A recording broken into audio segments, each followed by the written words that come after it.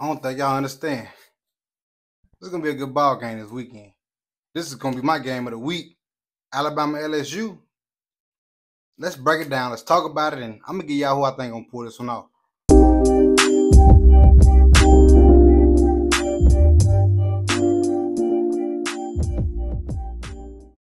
So we got Alabama LSU playing each other this weekend. Anticipated game. Game people had circled on their darn calendar since last year. Definitely at the beginning of this year, right? A lot of people are surprised that both of these teams already have 2 losses, right? 2. Not 1, but 2. A lot of people might not be so surprised with Alabama. Then again, yeah, because Alabama lost to Vandy. Yeah, Vanderbilt. And they just lost to Tennessee. And on the other hand, you got LSU who lost to, at the beginning of the year, USC. And it's a USC team that ain't really just that good. I mean, we see how they're struggling over there right now. They should have beat USC, but hey, shoulda, coulda, woulda. And they just lost to Texas A&M. Texas A&M is not bad. Not bad whatsoever. Even though Texas A&M just got beat by South Carolina, and I about to say this in every video, it's just a simple fact that the SEC is just up right now. Everybody is just up. I mean, at any given Saturday in the SEC, somebody could be beat. All right, but we ain't talking about it right now. We're talking about Alabama LSU. So let's run through a few stats real quick, man. You got Jalen Milroe with 1,900 passing yards, 13 TDs and 6 interceptions. Nussmeier, 2,627 yards, 20 TDs, 9 interceptions. Okay. Ryan Williams, 35 receptions, 702 yards, 7 TDs. You got Lacey, 41 receptions, 618 yards, 6 TDs. Let's go to the running backs, man. And I chose to say running backs last for the simple fact of none of these teams are not running the ball like they used to. We all know about the Derrick Henrys, the Leonard Fournettes, the Darius Guice, the Mark Ingrams, the Trent Richardsons. The list goes on and on when it comes to running backs from Alabama. Even LSU is known for having decent running backs, which they both have this year. But they only got 74 and 73 carries. Jam Miller only has 74. Durham only has 73. Miller has 450 yards. Durham has 397 yards. All right, 7 TDs for Miller, 6 TDs for Durham. And it's surprising to me because these are teams that's known for controlling the line of scrimmage. And I get it. The game has changed. Which is why you see Williams and Lacey with these 700 and 600 yards. All right. But I feel like the reason these guys have losses on their resumes is because they got away from running the football. Just being honest with you. Alabama is known for pounding it down your throat. Making you respect my offensive line. I will hit the big plays when I hit the big plays, but you're going to first understand that we came to be rough on this line of scrimmage. Same with LSU. Man. Like I say, they lost to Tennessee. Alabama lost to Tennessee, Vandy. LSU, Notre Dame, Texas A&M. Those games were lost because they don't run the ball like they used to. They don't. That's just my opinion. I'm no expert, but I do watch ball, and I do understand that if you're gonna win ball games, you need to run the ball a lot more. And these guys have talented running backs. These are 4 and 5 stars coming out of high school that they have, but they're just not giving them the ball. Because I get it. The lead has changed. It's all about passing. I get it. I know I kind of just repeated myself there, but it needed to be said. So, last 5 games, Bama took care of Mizzou, lost to Tennessee, beat South Carolina by 2, lost to Vandy, handed Georgia a pretty nice tail whooping, but Georgia came back. LSU lost to A&M, whooped Arkansas pretty handily, went to overtime with Ole Miss and pulled it off, beat USA and beat UCLA. Last 5 games. All right, so what do I think in this game that can change it altogether. I think one of these teams needs to develop the run early. And don't get away from it. Do not get away from the run. That's what you don't need to do. We know what Nussmeier can do. We know what Miro can do. One of these teams needs to get the run established early. Okay? Because Lacey gonna get his, Williams gonna get his. You're not gonna stop them. You can only hope to contain them. But I have something. And I have a real something. All right. What I have is this. The difference between LSU and Alabama is LSU has a nice defensive front. A really nice defensive front that's going to get to the court. That's going to get after the quarterback.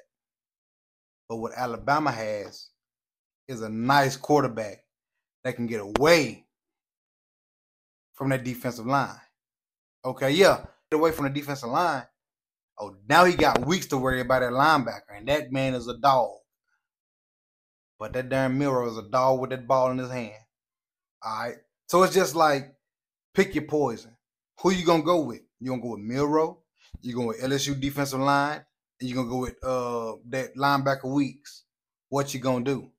You know, and that's what it's gonna come down to. How good can LSU defense contain the run of Jalen Milroe?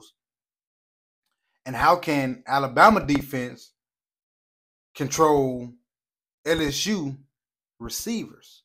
Because we all know Alabama got Williams. That's really their go-to guy. Williams is their go-to guy. They got other weapons, but Williams, that's the guy. But you got Lacey. Then you got a couple other guys on the LSU to worry about. But really, it's just really Ryan Williams at Alabama. I mean, like I say, they got other ones, but we know LSU got a couple. But we really just talk about Ryan Williams over there at Alabama. But who am I going to get this game to? I'm going to give it to Alabama. You want to know why I'm going to give it to Alabama? For this exact reason. A&M has shown to me LSU weakness. LSU weakness, I think, is a running quarterback. We seen what happened when they played Texas A&M. They had Waving in the game.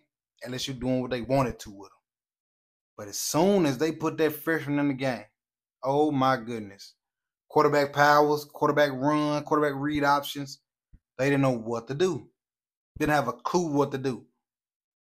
And we all know what Milroe gonna do. We all know what Alabama's gonna do. We all know. Yeah, he got a pretty deep ball. But we also know them legs are dangerous. And they're gonna watch the A&M film and watch like, man, look, we gotta make sure we can get Milroe to the edge. We gotta make sure we can do the read options. We gotta make sure that we can beat them. They're going to show us that they can stop our quarterback in this run game. Now, don't run it to get your quarterback hurt, but understand, develop it. Run the ball, run Milroe a little bit, run Milroe a little bit, beat him over the top with Williams. That's why I'm going to give this game to Alabama. LSU has an awesome defense, absolutely awesome. They got a nasty linebacker, sophomore linebacker in Weeks. I like him a lot. But I just feel like Alabama is going to play good enough on defense because of the game. A lot of folks like, man, Alabama head coach DeBoer ain't played in no game like this. I get it, he has not. But what I do believe in is them being able to watch film. And them being able to realize, like, man, we got the exact kind of player that they have. If not better. And Milroe at the quarterback position. He can run it. He can pass it. He can do it all. He's fat. I don't know. That boy from A&M fast now. That boy fast. Milroe fast too. Milroe is electric. Weeks was lost. Honestly. Weeks. I'm not saying he was lost, but he was lost because I get it. They didn't have time to practice for it. But at the same time, it's like, hey man, you have to know how to adjust on the fly. Unless you can do it. And I just think, they both had bye weeks. Everybody should be almost fully healthy. I just feel like Alabama has more to lose than LSU. Nussmeier, we all know if he gets frantic or frustrated back there, he's going to start throwing interceptions. Yeah, it's going to be hard to get to the quarterback. I mean, I'm not going to lie. They may get a sack, but Nussmeier is clean back there. That's why I'm not going to depend on Alabama defensive line, because this is not the defensive line of Alabama we're used to seeing. And even if it was, this is an awesome LSU offensive line. But LSU does not run the ball enough. But LSU do take what you give them. You want to play 10 yards off, hitch routes. I'm going to let my receivers make plays. That's not tough. Forget about that goddamn awesome tight end that they got. Maybe the best tight end in the country. I don't know. Some may say Luke Haas. But that goddamn Taylor's a bad boy. You know, it's going to be a heck of a game. Now, I'm going to give it to Alabama off the strength of what A&M did at the quarterback position, running the ball. And then them being so focused on running the ball, they get beat over the top.